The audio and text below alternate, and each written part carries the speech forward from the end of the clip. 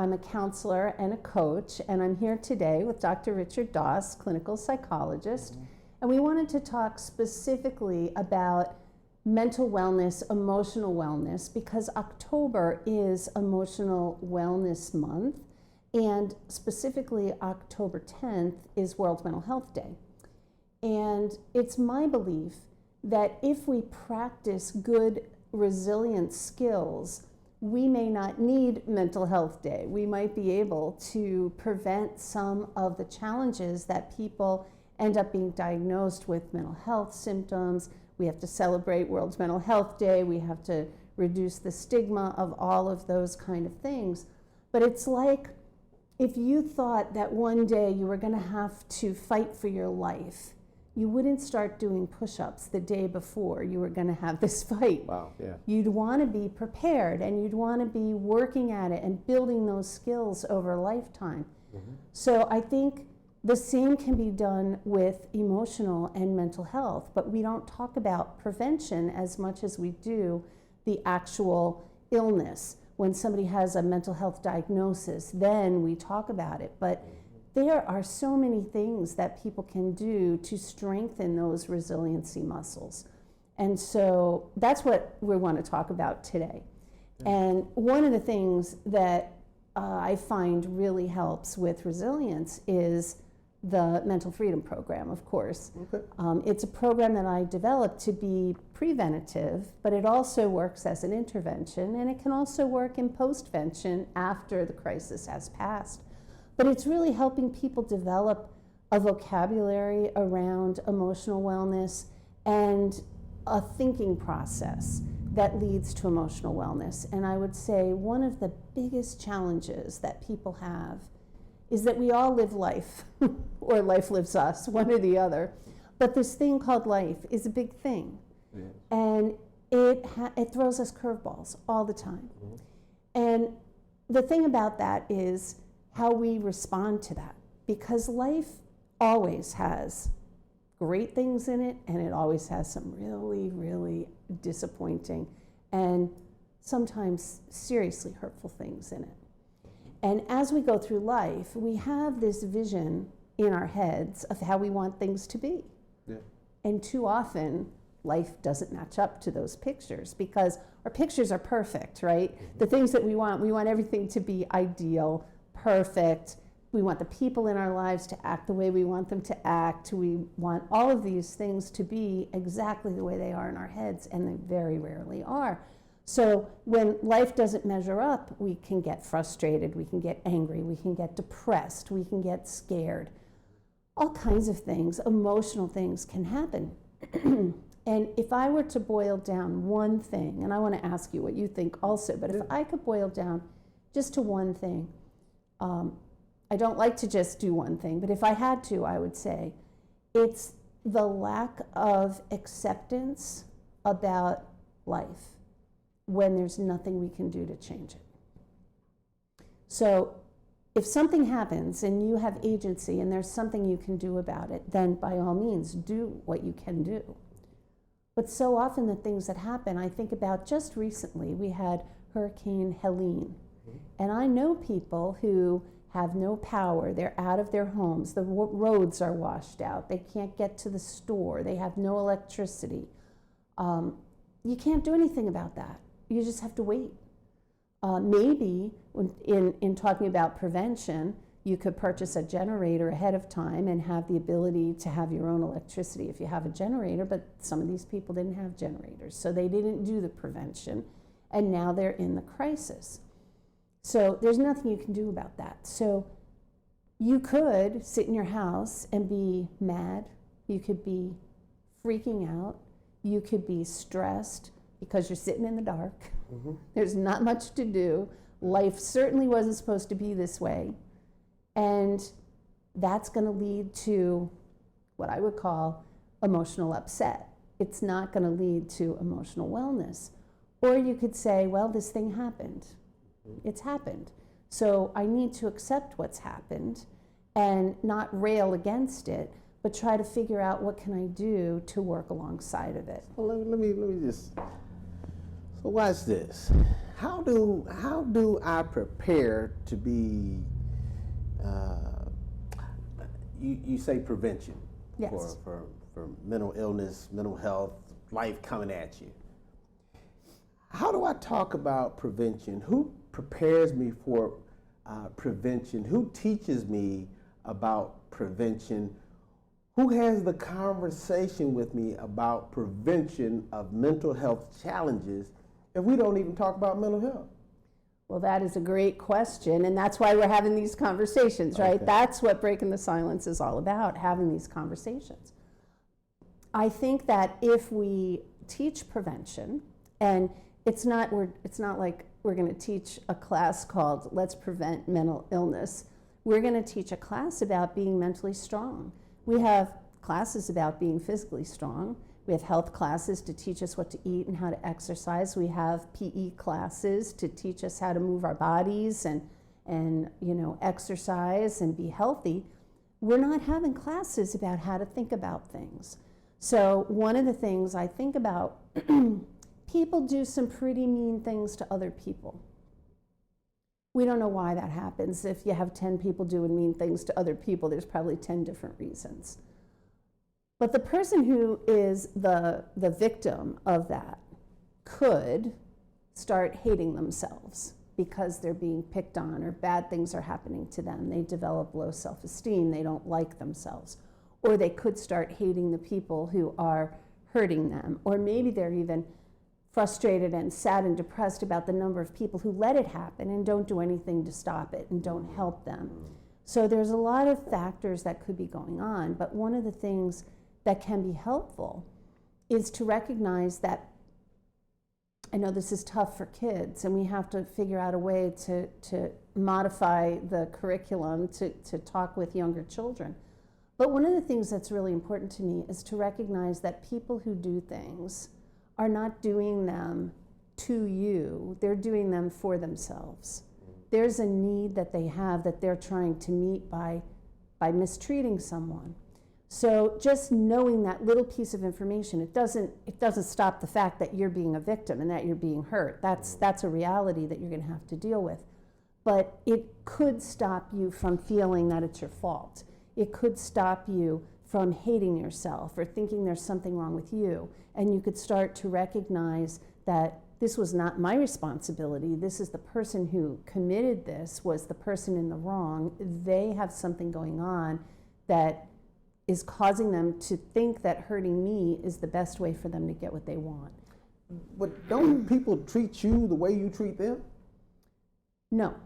I mean, sometimes that can happen, but most of the time, people treat people in a way that gets their needs met. And I believe that, well, I was taught by Dr. William Glasser in choice theory, so I know that from choice theory perspective, we all have 5 basic needs. And we're trying to get those needs met all the time, every day. So we have the need for safety and security. We have the need for connection, relationships. We have the need for significance. We have the need for freedom. And we have a need for joy. Okay. And depending on which one is most important to you at any moment, you're going to choose the best behavior you have to get it.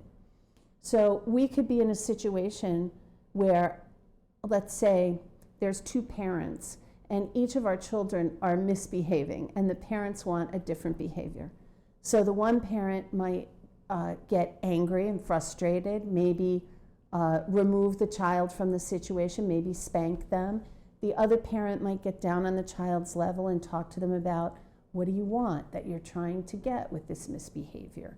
And then the child may have an answer. If you ask a kid, why are you doing that? They're not going to answer with anything reasonable. They're going to say, because, or I don't know.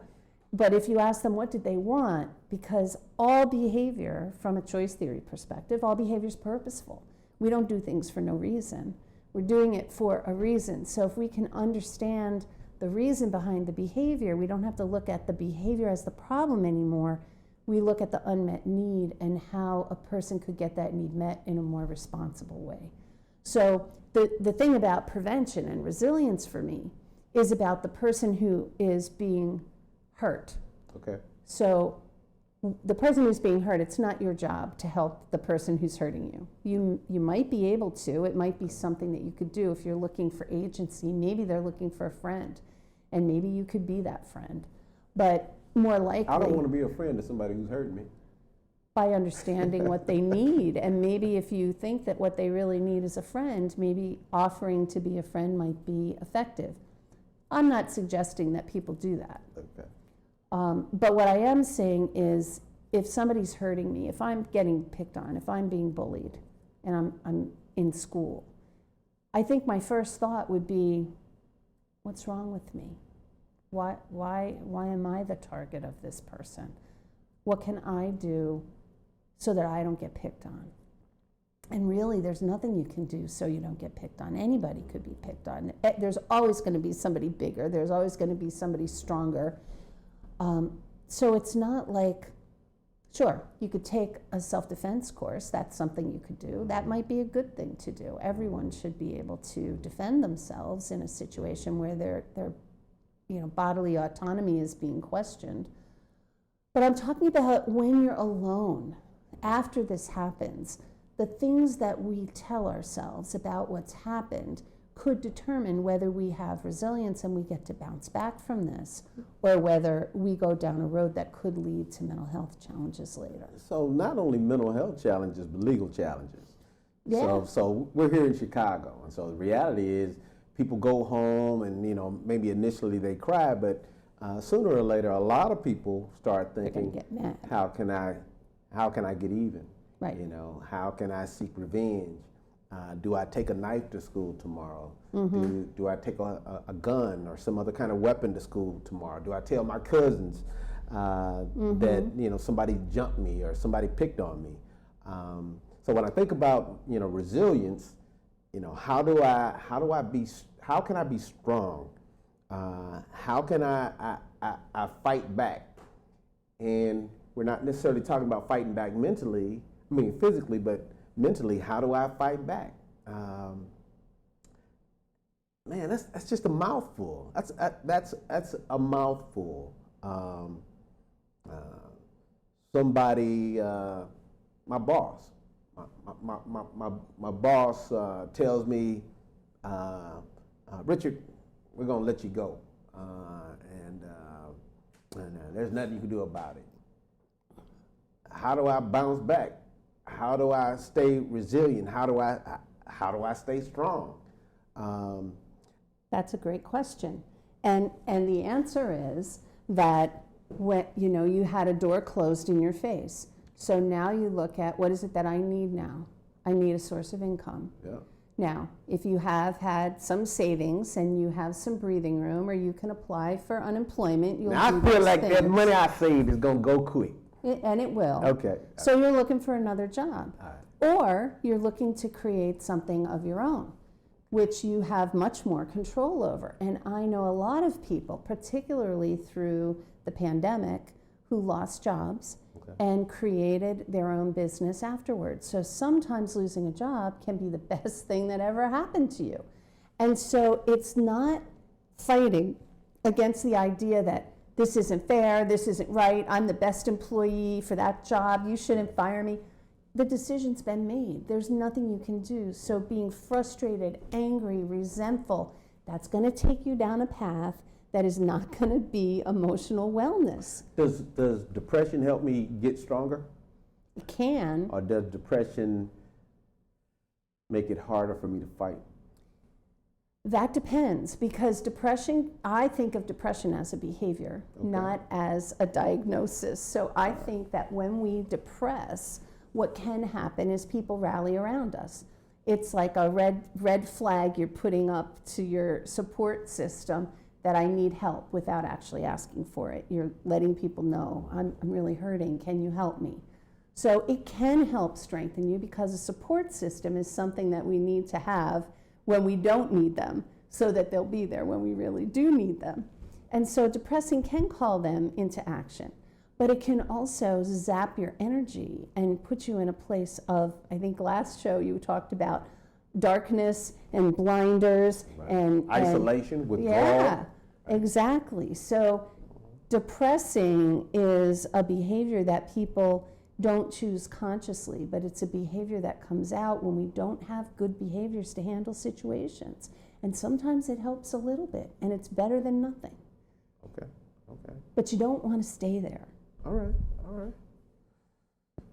So trying to figure out how to be strong when life comes at me sideways.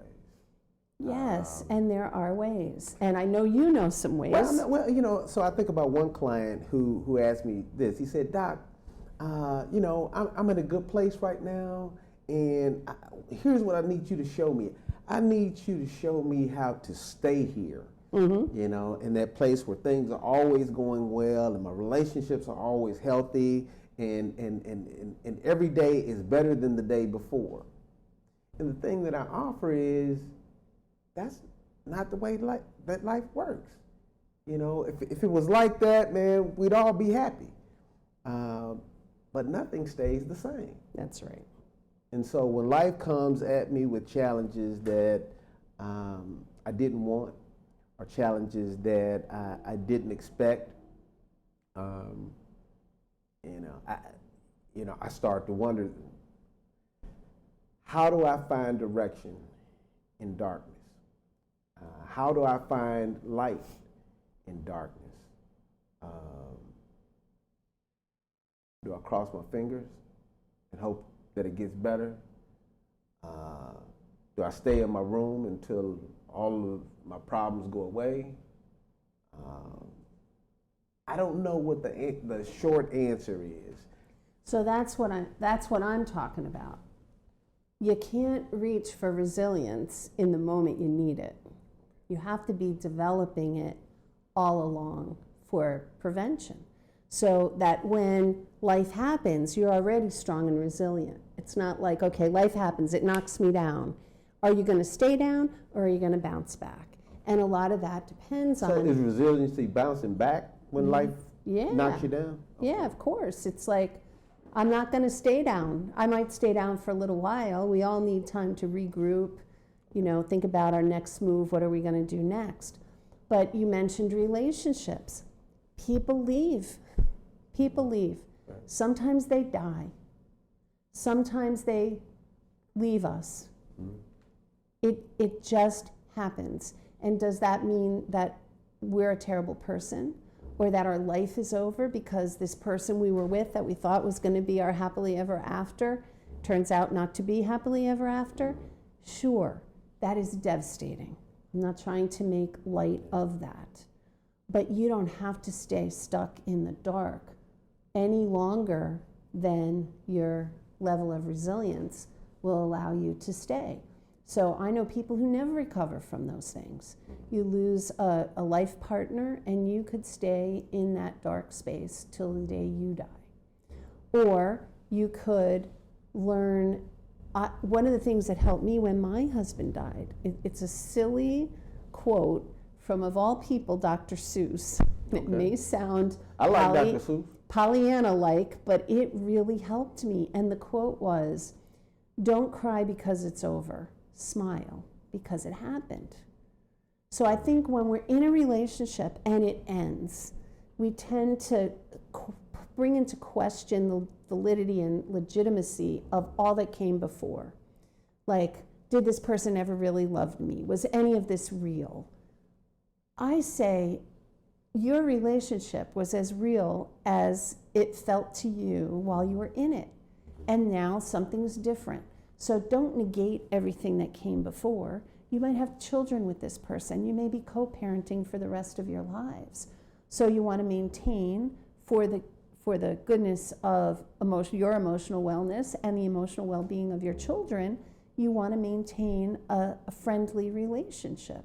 How do I have a mindset of growth from painful events and painful incidents? That's a great question, because that's part of our mental freedom program. And there's also a whole field out there called post-traumatic growth. I don't know enough about it. I haven't read the book because I have my own thing that I talk about, and I never wanted to be accused of ripping their stuff off, but I call it the GLOW. And the GLOW is an acronym that stands for gifts, lessons, opportunities, and wisdom. And I developed GLOW based on an idea that I got from a guy who wrote the book Breakthrough Experience. His name is John DeMartini. And in that book, he talked about, of all things, the periodic table of elements. And he said, every element in our naturally occurring world has equal positive and negative charges. It has the same number of protons as electrons. And so everything is in perfect balance. And he said the same thing is true of the events of our life. Okay. So if you have a devastating life event and you give it a number from 0 to 100 as how devastating it feels to you, then this theory would say that there's equal positivity. So if you give it an 83, there's 83 positivity to find with that. And I think that for me, when I work with people through grief, that's the work of grieving for me, is finding the positives that balance out the pain so you're not held hostage anymore by the loss.